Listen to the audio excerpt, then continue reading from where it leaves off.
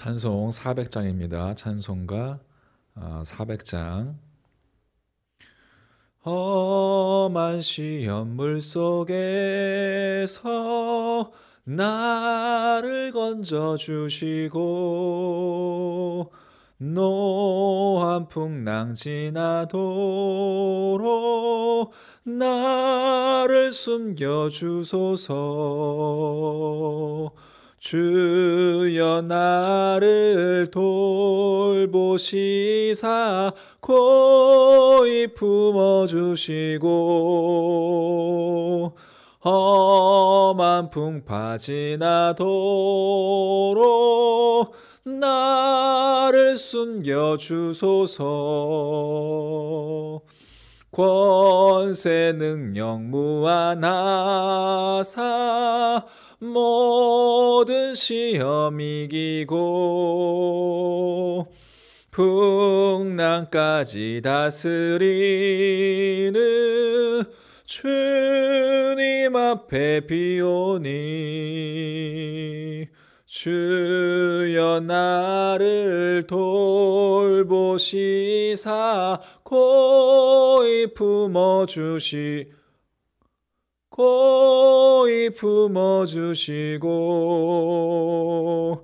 험한 풍파 지나도록 나를 숨겨주소서. 죄악 길에 빠진 이 몸 캄캄한데 헤매며 부르짖는 나의 애원 들으소서. 내 주여 주여 나를 돌보시사 고이 품어주시고 험한 풍파 지나도록 나를 숨겨주소서. 아멘.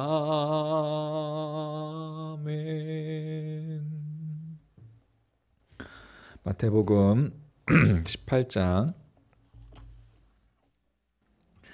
마태복음 18장 12절부터 20절까지. 마태복음 18장 12절부터 20절까지 보도록 하겠습니다. 너희 생각에는 어떠하냐? 만일 어떤 사람이 양 100마리가 있는데 그 중에 하나가 길을 잃었으면 그 99마리를 산에 두고 가서 그 길 잃은 양을 찾지 않겠느냐? 진실로 너희에게 이르노니 만일 찾으면 길을 잃지 아니한 99마리보다 이것을 더 기뻐하리라. 이와 같이 이 작은 자 중에 하나라도 잃는 것은 하늘에 계신 너희 아버지의 뜻이 아니니라. 네 형제가 죄를 범하거든 가서 너와 그 사람과만 상대하여 권고하라. 만일 들으면 네가 네 형제를 얻은 것이요 만일 듣지 않거든 한두 사람을 데리고 가서 두세 증인의 입으로 말마다 확증하게 하라. 만일 그들의 말도 듣지 않거든 교회에 말하고 교회의 말도 듣지 않거든 이방인과 세례와 같이 여기라. 진실로 너희에게 이르노니 무엇이든지 너희가 땅에서 매면 하늘에서도 매일 것이요 무엇이든지 땅에서 풀면 하늘에서도 풀리리라. 진실로 다시 너희에게 이르노니 너희 중에 두 사람이 땅에서 합심하여 무엇이든지 구하면 하늘에 계신 내 아버지께서 그들을 위하여 이루게 하시리라. 두세 사람이 내 이름으로 모인 곳에는 나도 그들 중에 있느니라. 아멘. 오늘 마태복음 18장입니다. 6절 말씀에 보면 누구든지 나를 믿는 이 작은 자 중 하나를 실족하게 하면 차라리 연자맷돌이 그 목에 달려서 깊은 바다에 빠뜨려지는 것이 나으니라. 작은 자. 여러분 여기서 이 작은 자는 정말 세상이 눈 하나 깜빡이지 않을 그런 대상을 의미하죠. 시간이 지나면 금방 잊혀질 대상.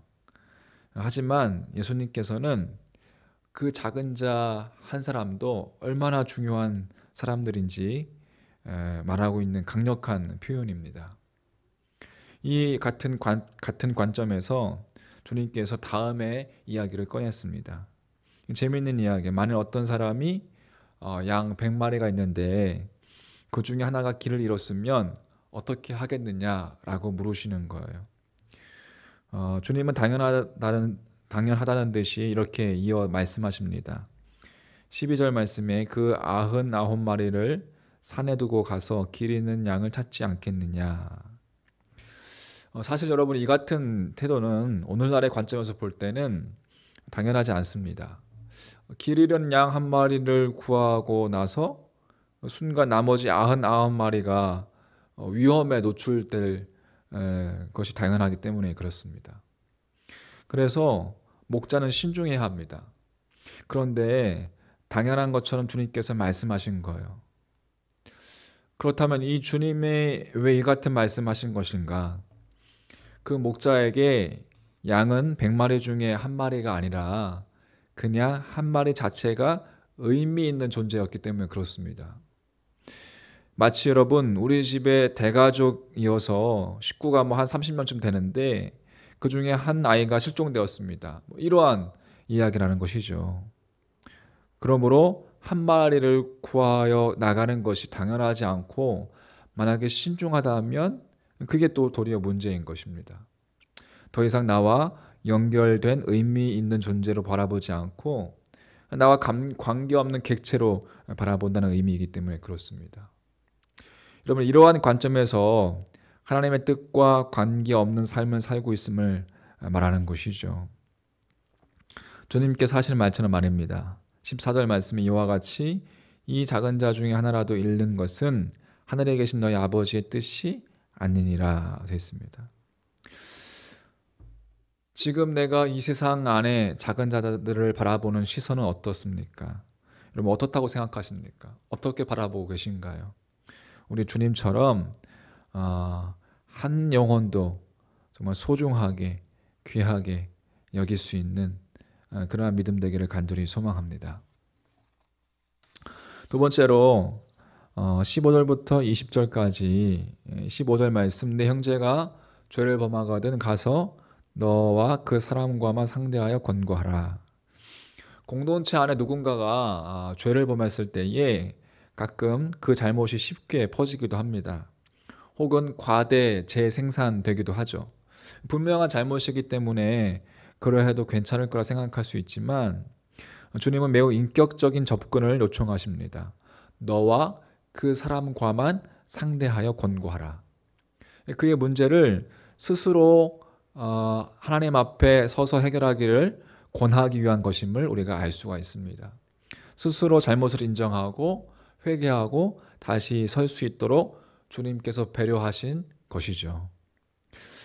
우리의 죄에 대한 주님의 일관된 입장입니다. 주님은 우리가 지은 죄를 발가벗겨서 창피를 주거나 혹은 온통 떠들썩하게 하시는 것이 아니라 정말 용서하시고 또 모른 척 하시고 심지어 없는 것으로 여겨 기억하지도 않으시는 태도, 그러한 태도를 갖고 계십니다. 얼마나 여러분 다행인지 알 수가 없습니다. 회개하고 전혀 아무 일도 없었던 것처럼 살 수 있기 때문이죠. 여러분, 주님이 그것을 원하시고 있습니다. 문제는 그런데 그 같은 권면을 듣지 않을 때가 문제입니다. 그때 주님은 한두 사람을 더 데리고 가서 두세 증인의 입으로 말마다 확증하게 할 것을 요청하셨습니다. 심한 것처럼 보일지 몰라도 죄의 문제이기 때문에 그렇습니다. 공동체를 해치기까지 하는 죄, 그 현저한 죄이기 때문에 그렇습니다. 그럼에도 불구하고 받아들여지지 않는다면 교회에 그 죄를 드러내고 교회가 경고할 것을 요청하십니다. 죄의 확장을 막기 위한 것임을 우리가 알 수 있습니다. 공동체 안에 죄를 방치하고 확장하게 놔두지 말라. 자, 이 같은 공동체의 태도를 보면서 사람들이 무슨 자격으로 하는 것인가 하는 질문이 생길 것을 아신 주님께서 다음과 같은 말씀을 하십니다. 18절 말씀에 진실로 너희에게 이르노니 무엇이든지 너희가 땅에서 매면 하늘에서도 매일 것이요 무엇이든지 땅에서 풀면 하늘에서도 풀리리라. 약간 생뚱맞아 보이지만 주님이 그 자격을 교회 공동체에게 주었음을 이야기합니다. 고로 죄에 대한 경고와 권면은 개인이 아니라 공동체의 동의가 필요하다는 것을 알 수가 있는 것입니다.